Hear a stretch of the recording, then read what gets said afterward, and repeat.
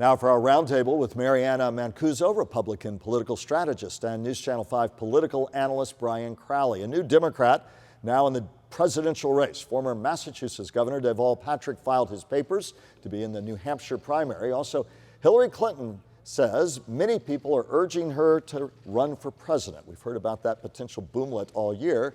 Will it be so? And the Democrats not happy, at least some, with the candidates they already have in the field. So the question to both of you, they seem to be saying that. That's why Patrick says maybe there's room for me. Michael Bloomberg, the Republican, Democrat, Independent, has been across the political spectrum. Maybe there's room for me.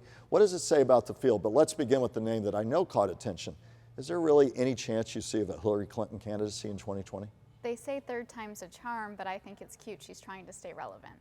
Brian, any chance of a Hillary Clinton candidacy in 2020? I think she needs to stop talking to her close friends who have been telling her yes since birth, and she needs to talk to real people out there, because I think most Democrats roll their eyes at the idea that Hillary Clinton getting in this race. I don't think she'd find a lot of support. What about the broader question about people saying they think they see room for themselves? A Bloomberg who's not committed yet, a Patrick because they're not happy or they think that people aren't happy with the most progressive part of the party, the Elizabeth Warrens, the Bernie Sanders, and feel that they can't win in November of 2020. What does that say at this late date where we can see with binoculars the caucuses coming up, that they seem to still be uncertain within the party about who can carry the banner?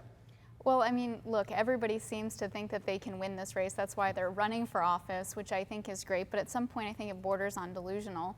That's not to say that the gentleman joining us from Massachusetts and signing the papers and all of that is going to be, he's not going to make it. I think the reality is they have to figure out where they're going to go, and the voters are having whiplash with everyone joining the stage and trying to vie for that candidacy. January is around the corner, then on to February, and off we'll go. Brian, your sense of how this begins to filter out? You know, I think the campaign up until fairly recently was the whole idea was that Joe Biden was going to be the #1 guy, and then we'd see who might be able to, stay with him and hang in there after they got outside of New Hampshire and South Carolina.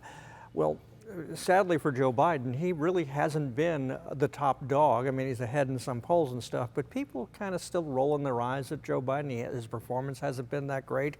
And that's why you have people like Michael Bloomberg and Deval Patrick, talking about getting into the race now, because they just don't see a strong front runner. But you have a party that's at war with itself about whether some of its most ardent proponents of policy prescriptions, Medicare for all, like an Elizabeth Warren, who many argues at least a co-front runner, whether that's enough to carry him to victory in November 2020. So it's interesting about how far they feel their policy prescriptions will go before a general electorate, and that seems to be the battle right now. The politics in this country have been roiling since 2016. If you look at the Republican Party in 2016, which had its posse of candidates, most of whom were traditional Republicans, and they warred among themselves, and this guy Donald Trump shows up and they kind of poo-poo him and go away. Well, we saw the entire structure of the Republican Party fall apart and rebuild itself under the mantle of Donald Trump. I think that in many ways the Democratic Party is going through the same thing. You have the traditional Democrats, you have some new breed Democrats in there, and they're trying to figure out the direction of the party. And when this 2020 election is over, we'll certainly have a better sense of what direction the party's going in. Is it decidedly progressive, centrist? Where do they go? And speaking to that, in the debate coming up next week, which I have a feeling you two will be watching, what do you look for? A lot of emphasis on Medicare for all. Elizabeth Warren kind of took the slings and arrows last time. Bloomberg and Patrick won't be there, but your sense of it when the 10 candidates at least will be on stage, more waiting in the wings. At least it's getting smaller, right? Yeah, somewhat. We're getting a smaller stage, and I'll be looking actually to see how Warren fares with her Medicare for All plan. This will be the first time she's on the debate stage where she's rolled out a policy plan. We'll also be watching Joe Biden to make sure he doesn't fall asleep and he's there and present.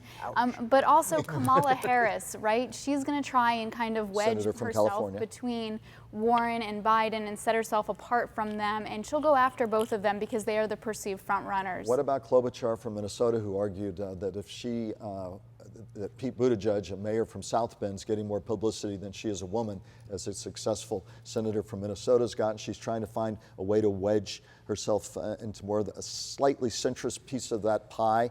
Buttigieg raising a lot of money, but not a lot of traction. Where do you see those players going? Of course, Bernie Sanders still very viable.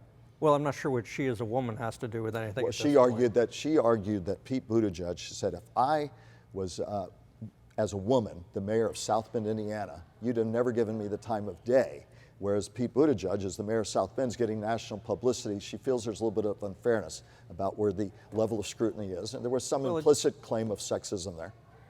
Well, for the Democratic Party, in its last 3 nominations, has nominated an African American, and a woman. So I think that they've kind of proven their point on being the big party that brings everybody in.